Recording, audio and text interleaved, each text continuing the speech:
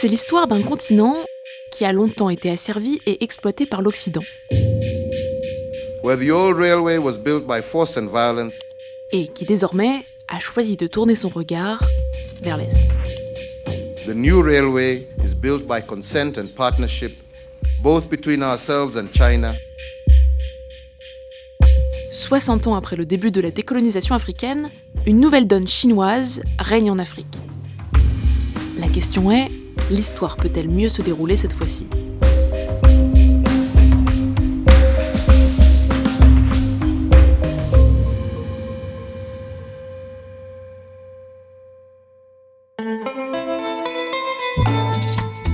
Ok, pour commencer, remontons à 1955, à Bandung, en Indonésie. C'est là que se réunissent pour la première fois 29 pays d'Afrique et d'Asie. Parmi eux, il y a la Chine, dont le Parti communiste vient de proclamer la République populaire en 1949, mais aussi la Libye, l'Éthiopie, le Libéria, le Soudan, la Somalie et la Côte de l'Or, l'actuel Ghana. Tous ont vécu la colonisation d'une façon ou d'une autre, et à Bandung, ils viennent affirmer deux choses. 1.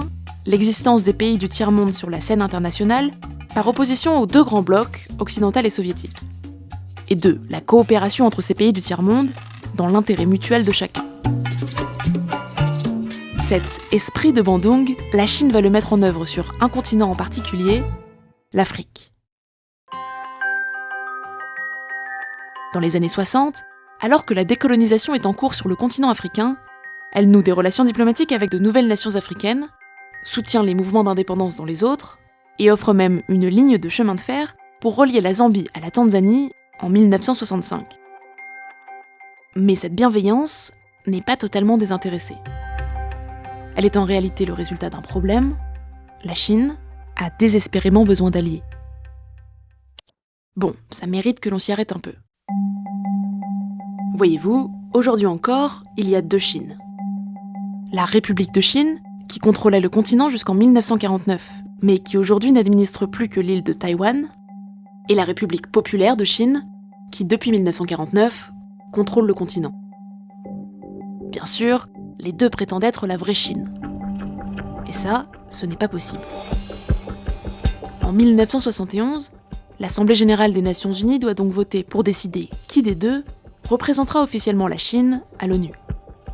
Et malgré les efforts des États-Unis, proches alliés de Taïwan, Pékin est finalement admise à la place de Taipei, grâce entre autres au vote de 26 États africains. Mais sa campagne ne s'est pas arrêtée là. Entre 1971 et 2018, le nombre de pays africains qui reconnaissent Pékin plutôt que Taïwan passe de 20 à 53. Le dernier en date, le Burkina Faso, a fini par céder à la pression diplomatique et financière de Pékin en mai 2018. Désormais, un seul pays africain conserve des relations avec Taïwan, Eswatini, l'ancien Swaziland. Au passage, cette façon d'utiliser les pays africains pour obtenir un vote favorable à l'ONU, la France la connaît bien.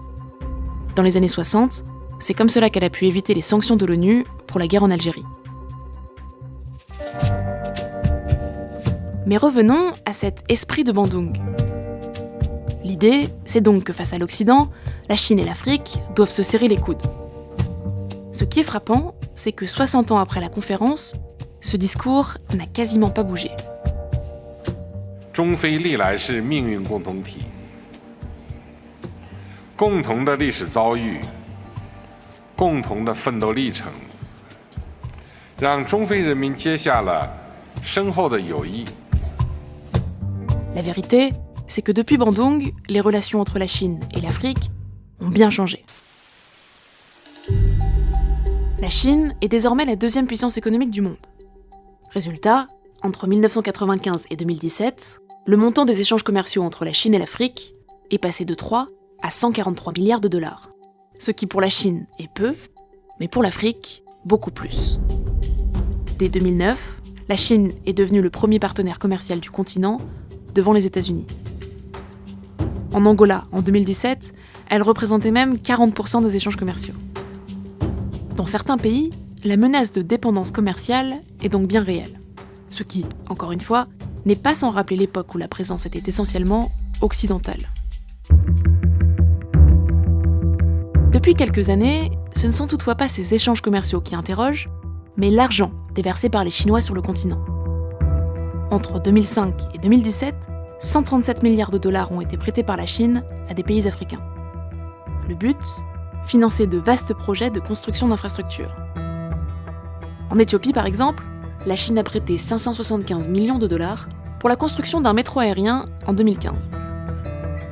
Au Kenya, ce sont 3,7 milliards de dollars qui ont été prêtés en 2017 pour la construction d'un nouveau train reliant Nairobi à Mombasa. Des exemples comme cela, il en existe des centaines d'autres, et surtout, de plus en plus.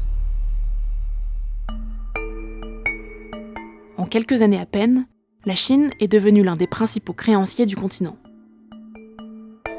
Le problème, c'est que le niveau de la dette dans certains pays africains ne cesse de grimper.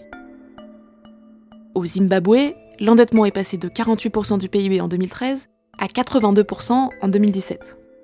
Et au Mozambique, sur la même période, il a doublé pour atteindre 102% du PIB.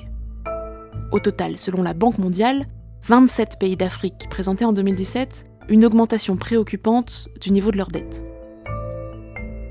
Le risque, c'est que ces pays ne parviennent plus à rembourser, ce qui ne présage rien de bon.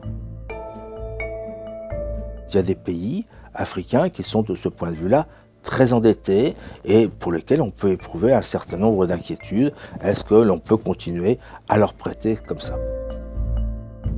Pourtant, Chinois comme Africains n'en débordent pas.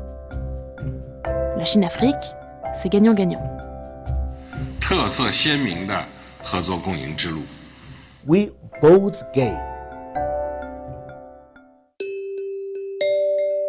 Ce qu'il faut bien comprendre, c'est que cette relation peut tout à fait être gagnant-gagnant. Lorsque la Chine prête de l'argent, ce n'est bien sûr pas par philanthropie.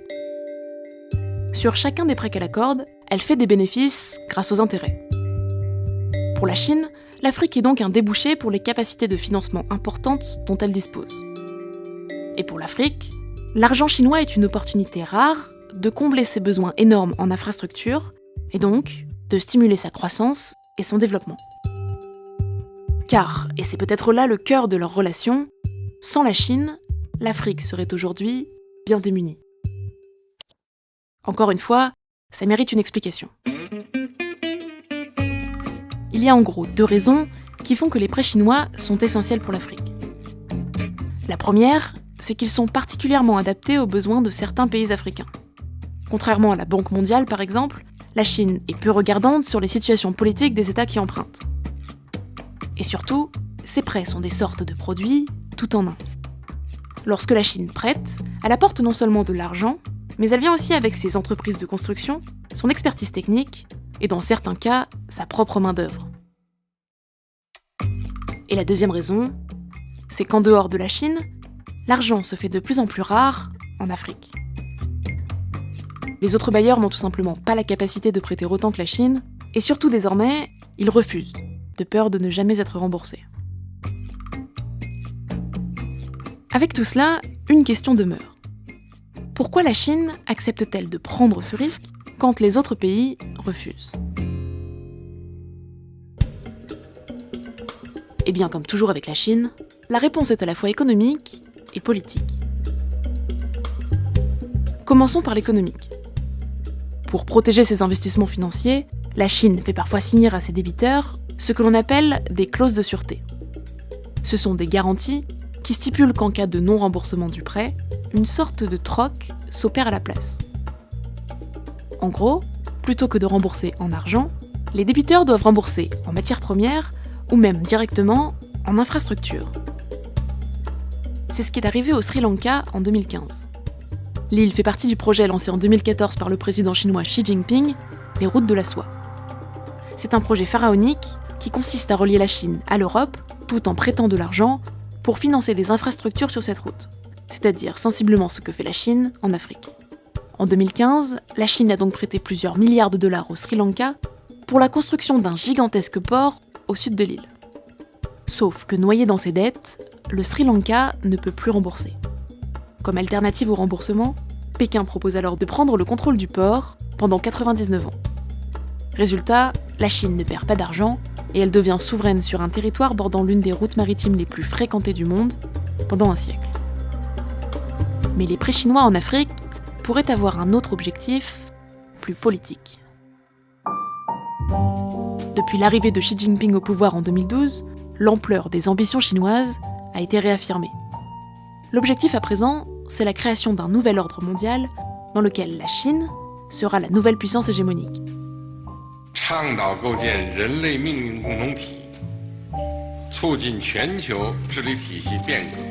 Or, pour accomplir cela comme pour écarter Taïwan en 1971, l'appui du plus de pays africains possible est essentiel. Mais pas seulement. Désormais, ce que veut la Chine, c'est aussi conquérir le cœur des Africains.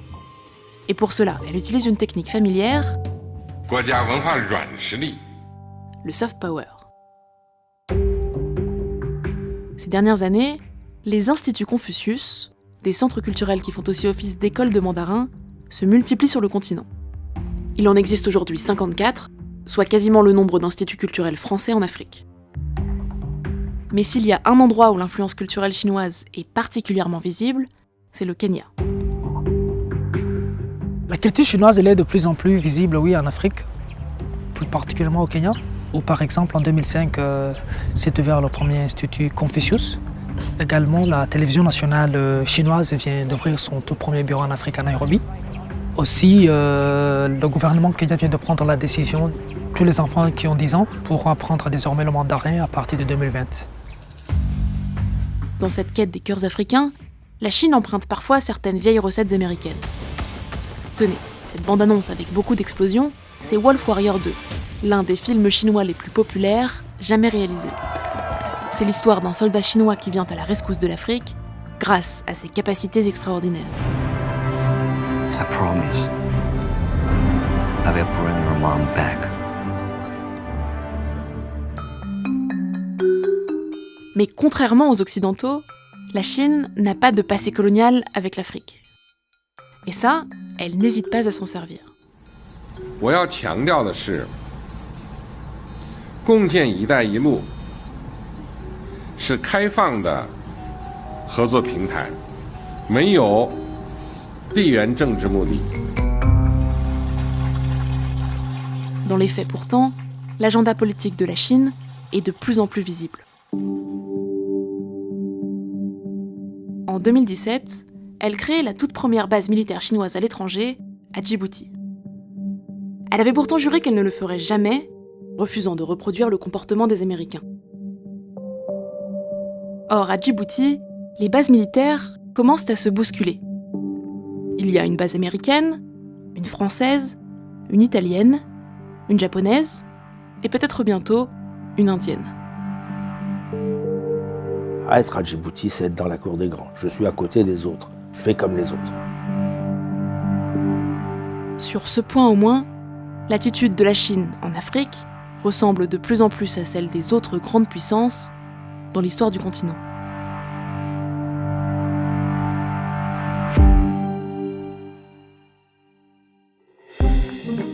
Merci d'avoir regardé ce deuxième épisode de la série MapMonde, et merci surtout d'avoir choisi le sujet de cette vidéo.